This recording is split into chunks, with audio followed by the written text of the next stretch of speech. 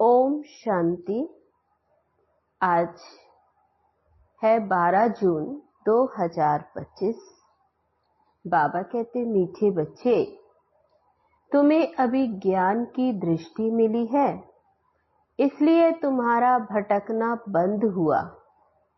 तुम शांति धाम, सुख धाम को याद करते हो। प्रश्न है, देवताओं में कौन सी ताकत है और वह ताकत किस विशेषता के कारण है? उत्तर है, देवताओं में सारे विश्व पर राज्य करने की ताकत है। वह ताकत विशेष एक मत की विशेषता के कारण है। वहां एक मत होने के कारण वजीर आदि रखने की दरकार नहीं। देवताओं ने संगम पर बाप से ऐसी श्रीमत ली हुई है जो 21 जन्म राज्य करते हैं। वहां एक राजा की एक दैवी फैमिली होती, दूसरी मत होती नहीं। गीत है, नैनहीन को राह दिखाओ प्रभु। ओम शांति। बच्चों को नैन मिले हैं, पहले नैन नहीं थे। कौन से नैन? ज्ञान के नैन नहीं थे, अज्ञान के नैन तो थे। बच्चे जानते हैं ज्ञान सागर एक ही बाप है और कोई में ये रूहानी ज्ञान है नहीं जिस ज्ञान से सदगति हो, अर्थात शांति धाम सुख धाम जाना हो। अभी तुम बच्चों को दृष्टि मिली है कैसे सुख धाम बदलकर फिर माया का राज्य व दुख धाम बनता है। पुकारने लगते हैं कि नैनहीन को राह बताओ। भक्ति मार्ग के यज्ञ दान पुण्य आदि से कोई राह नहीं मिलती शांति धाम सुख धाम जाने की। हरेक को अपना पार्ट बजाना ही है। बाबा कहते, मुझे भी पार्ट मिला हुआ है। भक्ति मार्ग में पुकारते हैं, मुक्ति जीवन मुक्ति की राह बताओ। उसके लिए कितने यज्ञ तप दान पुण्य आदि करते, कितना भटकते हैं।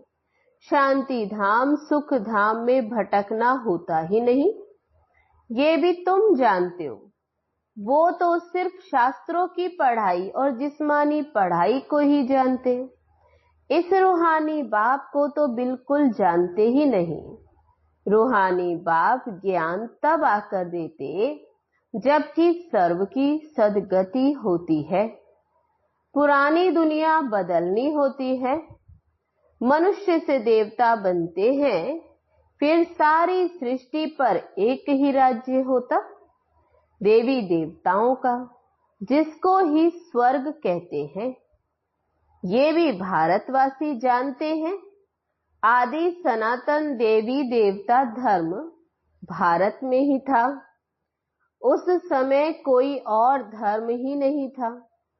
तुम बच्चों के लिए अभी है संगम युग, बाकी सब है कलयुग में। तुम पुरुषोत्तम संगम युग पर बैठे हो। जो बाप को याद करते, बाप की श्रीमत पर चलते, वह संगम युग पर है। बाकी सब कलयुग में। अभी कोई सॉवरेंटी किंगडम तो है नहीं, अनेक मतों से राज्य चलता।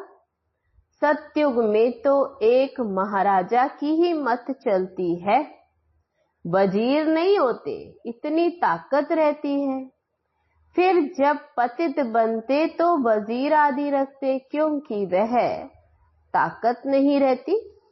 अभी तो है ही प्रजा का राज्य। सतयुग में एक मत होने से ताकत रहती है। अभी तुम वह ताकत ले रहे हो। 21 जन्म इंडिपेंडेंट राजाई करते हो। अपनी ही दैवी फैमिली है। अभी ये है तुम्हारा ईश्वरीय परिवार। बाप कहते हैं, अपने को आत्मा समझ बाप की याद में रहते हो तो तुम ईश्वरीय परिवार के हो। अगर देह अभिमान में आकर भूल जाते हो तो आसुरी परिवार के हो। 1 सेकंड में ईश्वरीय संप्रदाय के और फिर 1 सेकंड में आसुरी संप्रदाय के बन जाते हो। अपने को आत्मा समझ बाप को याद करना कितना सहज है, परंतु बच्चों को मुश्किल लगता है। बाप कहते अपने को आत्मा समझ और बाप को याद करेंगे तो विकर्म विनाश होंगे। देह द्वारा कर्म तो करना ही है, देह बिगर तो तुम कर्म कर नहीं सकेंगे। तब बाबा कहते कर्म करने के लिए देह तो चाहिए, इसके बिगर तो कर्म कर ना सके। तो कोशिश करनी है कि काम काज करते भी हम बाप को याद करें, परंतु यहाँ तो बिगर काम भी याद नहीं कर सकते, भूल जाते। यही मेहनत है। भक्ति में ऐसे कोई थोड़े कहा जाता कि सारा दिन भक्ति करो, उसमें टाइम होता है सवेरे शाम व रात को। फिर मंत्र आदि जो मिलते वह बुद्धि में रहते हैं। अनेक शास्त्र हैं, वह भक्ति मार्ग में पढ़ते हैं। तुमको तो कोई पुस्तक आदि नहीं पढ़ना है, ना बनाना है। ये मुरली छपाते भी हैं रिफ्रेश होने के लिए, बाकी कोई भी किताब आदि नहीं रहेगी। बाबा कहते सब खत्म हो जानी है। ज्ञान तो है ही एक बाप में। अभी देखो ज्ञान विज्ञान भवन नाम रखा है, जैसे कि वहां योग और ज्ञान सिखाया जाता। बिगर अर्थ ऐसे ऐसे नाम रख देते, कुछ भी पता नहीं है कि ज्ञान क्या है और विज्ञान क्या है। अभी तुम ज्ञान और विज्ञान को जानते हो। योग से होती है हेल्थ, जिसको विज्ञान कहा जाता, और यह है ज्ञान जिससे वर्ल्ड की हिस्ट्री ज्योग्राफी समझाई जाती। वर्ल्ड की हिस्ट्री ज्योग्राफी कैसे रिपीट होती वह जानना है, परंतु वह पढ़ाई है हद की। यहाँ तो तुमको बेहद की हिस्ट्री ज्योग्राफी बुद्धि में है। हम कैसे राज्य लेते, कितना समय और कब राज्य करते थे, कैसे राजधानी मिली थी, ये बातें और कोई की बुद्धि में नहीं आती हैं। बाप ही नॉलेजफुल है। ये सृष्टि का चक्र कैसे फिरता, ये बाप ही समझाते हैं।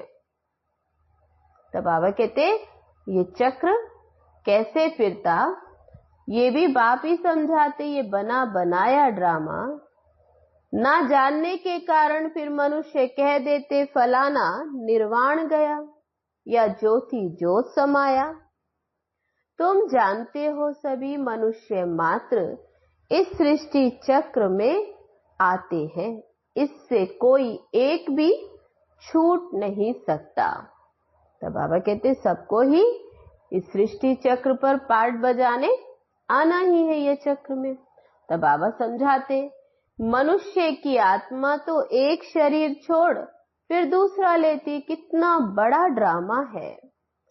सब में आत्मा है, उस आत्मा में अविनाशी पार्ट भरा हुआ है जो एक शरीर छोड़ दूसरा लेती है। तब बाबा कहते आत्मा में ये पार्ट भरा हुआ है, इसको कहा जाता बनी बनाई बन रही। अब कुछ बननी नहीं। अब ड्रामा कहते हैं तो जरूर उनका टाइम भी चाहिए। बाप समझाते ये ड्रामा 5000 वर्ष का है। भक्ति मार्ग के शास्त्रों में लिख दिया ड्रामा लाखों वर्ष का है। इस समय ही जबकि बाप ने आकर सहज राजयोग सिखाया था, इस समय के लिए ही गायन है। तब बाबा कहते इस समय के लिए ही गायन है कि कौरव घोर अंधियारे में थे और पांडव रोशनी में थे। वो लोग समझते कलयुग में तो अर्जुन अभी 40,000 वर्ष हैं। उनको ये पता नहीं पड़ता कि अभी भगवान आया है, इस पुरानी दुनिया का मौत सामने खड़ा है। सब अज्ञान नींद में सोए पड़े हैं। जब लड़ाई देखते हैं तो कहते ये तो महाभारत लड़ाई की निशानी। बाबा कहते तो रिहर्सल होती रहेगी, फिर चलते चलते ये बंद भी हो जाएगी। तुम जानते हो अभी हमारी पूरी राजधानी स्थापना हुई थोड़ी है। गीता में ये थोड़ी है कि बाप ने सहज राजयोग सिखलाए, यहां ही राजा स्थापन की। गीता में तो प्रलय दिखा दी है, दिखाते हैं और सब मर गए। तब क्या दिखाया कि सब मर गए, बाकी 5 पांडव बचे। वह भी फिर पहाड़ों पर जाकर गल मरे। राजयोग से क्या हुआ कुछ भी पता नहीं। बाप हर एक बात समझाते रहते हैं। वह है हद की बात, हद की रचना, हद के ब्रह्मा रचते हैं, पालना भी करते हैं, बाकी प्रलय नहीं करते। स्त्री को एडाप्ट करते हैं, बाप भी आकर एडाप्ट करते। कहते हैं मैं इनमें प्रवेश कर बच्चों को नॉलेज सुनाता हूं, इन द्वारा बच्चों को रचता हूं। बाप भी है, फैमिली भी है। ये बातें बड़ी ही गुह्य हैं, बहुत गंभीर बातें हैं, मुश्किल कोई की बुद्धि में बैठती है। अब बाप कहते हैं पहले पहले तो अपने को आत्मा समझो। आत्मा ही एक शरीर छोड़ दूसरा लेती है। शरीर पर ही फिर भिन्न भिन्न नाम पड़ते हैं। नाम रूप फीचर सब भिन्न भिन्न है। एक के फीचर्स ना मिले दूसरे से। हर एक आत्मा के जन्म जन्मांतर के अपने फीचर्स हैं, अपनी एक्ट ड्रामा में नूंधी हुई है, इसलिए इनको बना बनाया ड्रामा कहा जाता। अभी बेहद का बाप कहते हैं मुझे याद करो तो तुम्हारे विकर्म विनाश हो। तो हम क्यों ना बाप को याद करें, यही मेहनत की बात है। तो बाबा कहते याद में ही मेहनत है। तुम बच्चे जब याद की यात्रा में बैठते हो तो माया के तूफान आते हैं, युद्ध चलता, उससे घबराना नहीं है। माया घड़ी घड़ी याद को तोड़ेगी। संकल्प विकल्प ऐसे ऐसे आएंगे जो एकदम माथा खराब कर देंगे।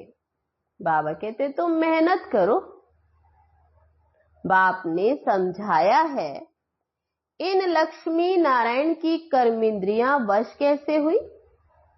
ये संपूर्ण निर्विकारी थे। ये शिक्षा इन्हों को कहां से मिली। अभी तुम बच्चों को ये बनने की शिक्षा मिल रही है। इनमें कोई विकार नहीं होता। वहां रावण राज्य ही नहीं है।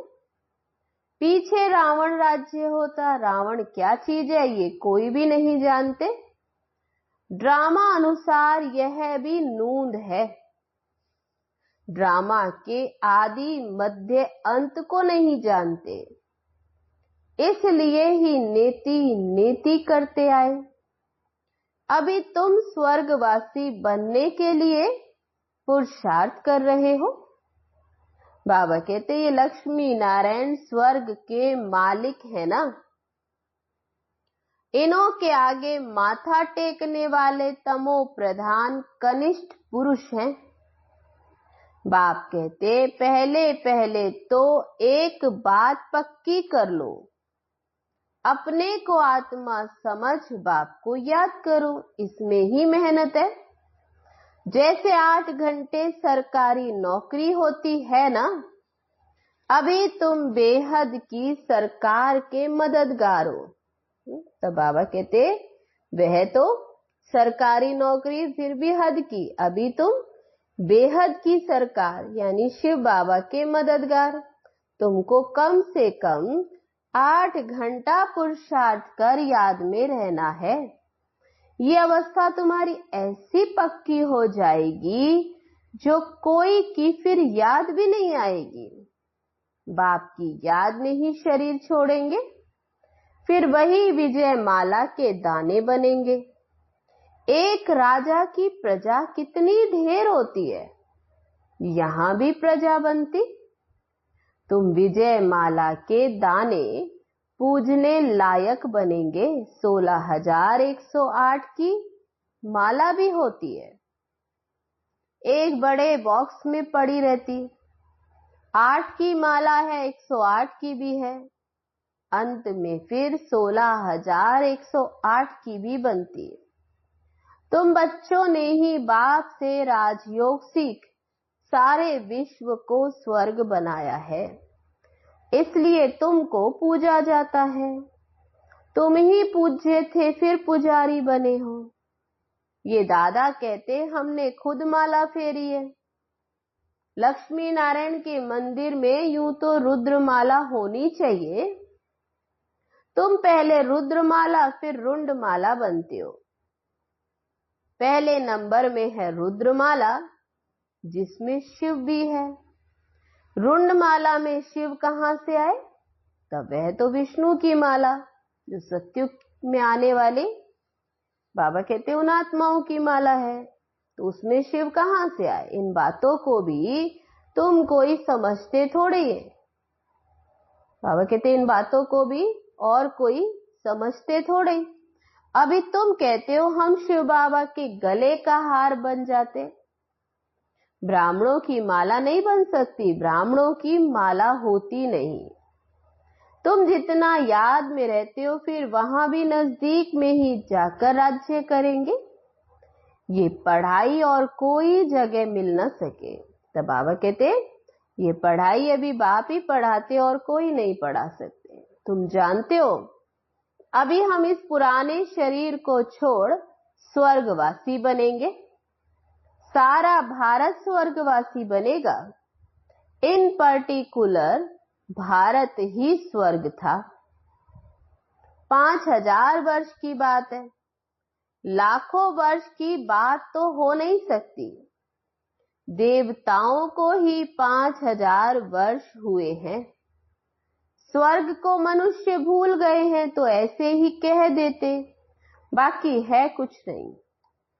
इतना पुराना संवत आदि है थोड़े, है ही सूर्यवंशी, चंद्रवंशी, फिर और धर्म वाले आते।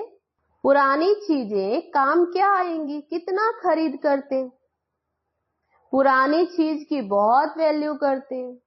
तब बाबा कहते देखो पुरानी चीजों की कितनी वैल्यू, सबसे वैल्यूबल तो फिर शिव बाबा। कितने शिवलिंग बनाते, आत्मा इतनी छोटी बिंदी, ये किसको भी समझ में नहीं आता। अति सूक्ष्म रूप है। बाप ही समझाते इतनी छोटी बिंदी में इतना पार्ट लुंधा हुआ है। ये ड्रामा रिपीट होता रहता है। ये ज्ञान तुमको वहां नहीं रहेगा। तो बाबा कहते यहां तुम्हें ये नॉलेज है, वहां फिर ये ज्ञान नहीं रहता, ये प्राय लोप हो जाता। तो बाबा कहते सत्युग में फिर ये ज्ञान प्राय लोप, फिर कोई सहज राजयोग सिखा कैसे सकते। ये सब भक्ति मार्ग के लिए बैठ बनाया है।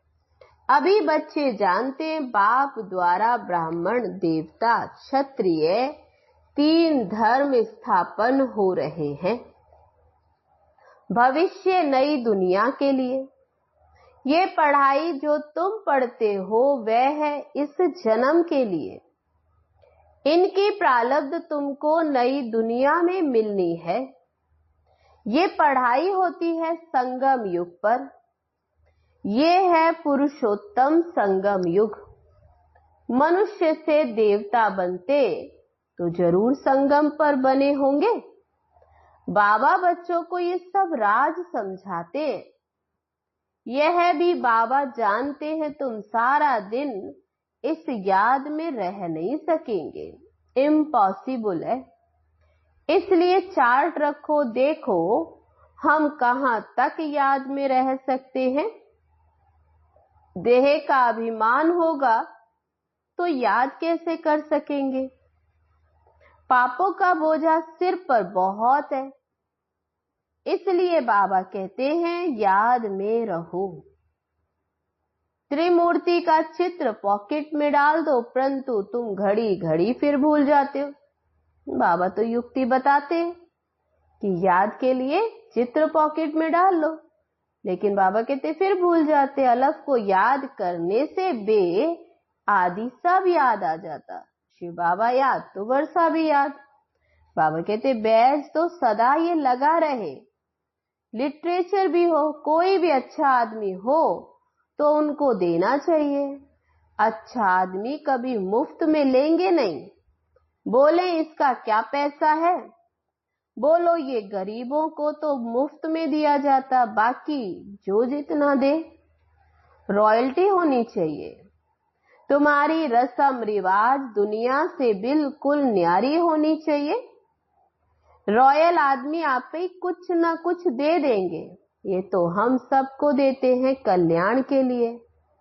कोई पढ़कर भी तुमको पैसे भेज देंगे, फिर खर्चा तो तुम करते हो ना। बोलो हम अपना तन मन धन भारत की सेवा में खर्च करते हैं। अच्छा मीठे मीठे सिक्के लदे बच्चों प्रति माता पिता बाप दादा का याद प्यार और गुड मॉर्निंग। रूहानी बाप की रूहानी बच्चों को नमस्ते। हम रूहानी बच्चों की रूहानी बाप दादा को नमस्ते नमस्ते। ओम शांति। अब है धारणा के लिए मुख्य सार। पहली पॉइंट, इस बेहद की सरकार को मदद करने के लिए कम से कम 8 घंटा याद में रहने का पुरुषार्थ करना है। याद में जो माया विघ्न डालती है उससे घबराना नहीं है। दूसरी पॉइंट, इस पुरुषोत्तम संगम युग पर ईश्वरीय संप्रदाय का बन ईश्वर की मत पर चलना है। कर्म करते भी एक बाप की याद में रहने का अभ्यास करना है। वरदान है आज का, अंतर्मुखता की गुफा में रहने वाले देह से न्यारे देही भव। जो पांडवों की गुफाएं दिखाते वे यही अंतर्मुखता की गुफाएं हैं। जितना देह से न्यारे देही रूप में स्थित होने की गुफा में रहते हो, उतना दुनिया के वातावरण से परे हो जाते हो। वातावरण के प्रभाव में नहीं आते।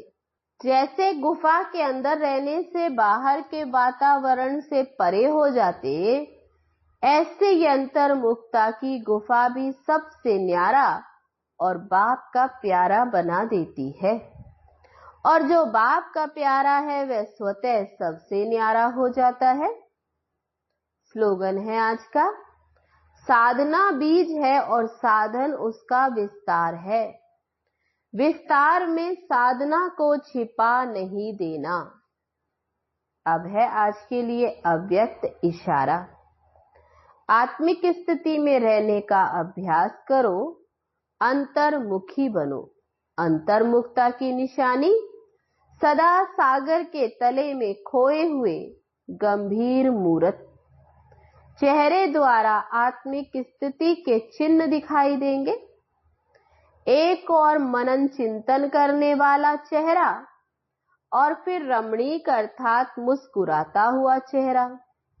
दोनों ही लक्षण सूरत से प्रत्यक्ष होंगे।